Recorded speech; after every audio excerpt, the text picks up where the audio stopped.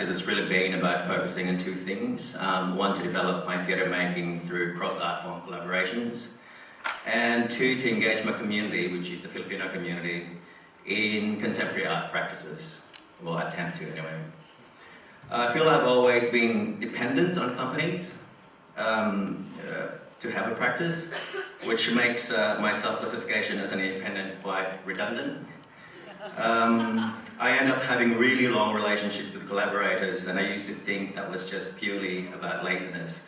But in reflection, it's really been about surviving and a means to keep loving the thing that I love doing, which is a rigorous and muscular process that I'm into, and the permission to fail in search for the want of the better word, innovation. I'm not a prolific maker. I sit on projects for 3 to 5 years. I have long and deliberate hibernations from art. I'm afraid that's the only way that I can keep loving it. But to be a bit of a hot and cold maker, I suppose I have to form complex alliances to find collaborators who can also pretend with me that you're not under the pressure to finish a project in 8 weeks, and that you can stop time, and that funding bodies will be okay with that. And fortunately for me, I have had producing partners who have allowed me that level of freedom. Before I launch into Interdependence, I should give credit to the often unnamed and unthanked youth arts sector for allowing artists like myself to develop under the radar. My time at Canberra Youth Theatre and Quantum Leaf Youth Choreographic Ensemble in Canberra taught me important lessons about interdependence, that essentially small companies could work with major institutions and totally be on the same page, or not, but that's fine. Perhaps the youth arts sector has taught the complexities of forging lasting relationships.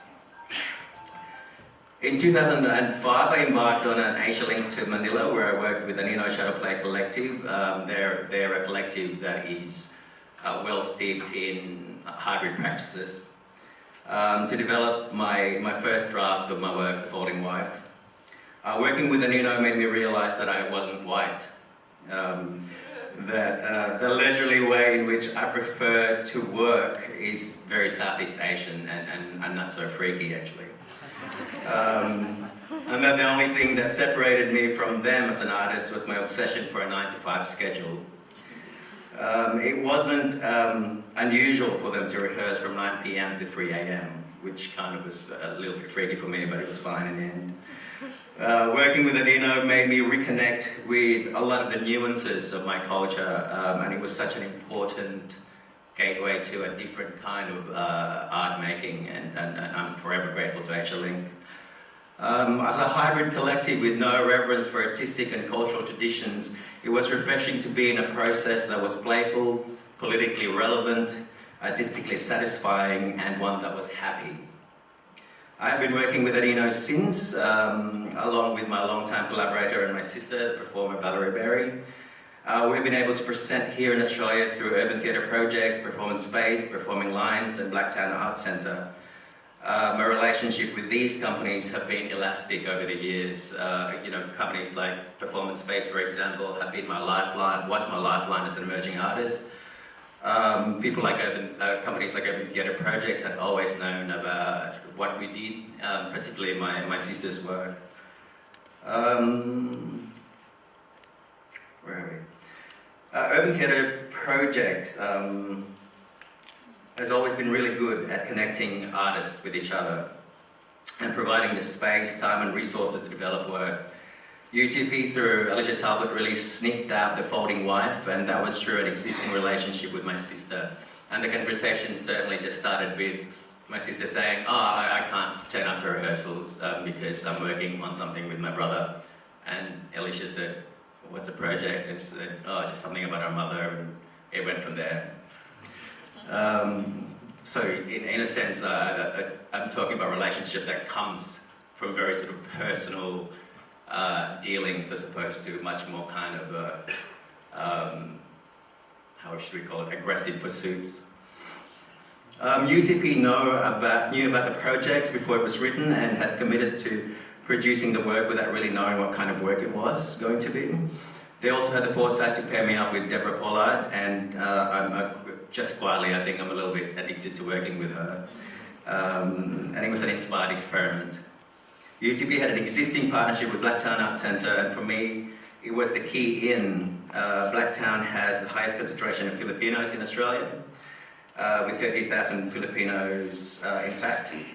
And Blacktown Arts Centre agreed to be presenting partners. UTB produced the work, and members of Anino Shadowplay Collective came to Sydney, first for further R&D, and returned again to work on the creative development and the season, which ended up being in Blacktown Arts Centre. It was a costly exercise, but it was something that we wanted to do right. In 2010, the work had a national tour through Performing Lines, where the show was targeted was pitched for cities that had a significant Filipino population.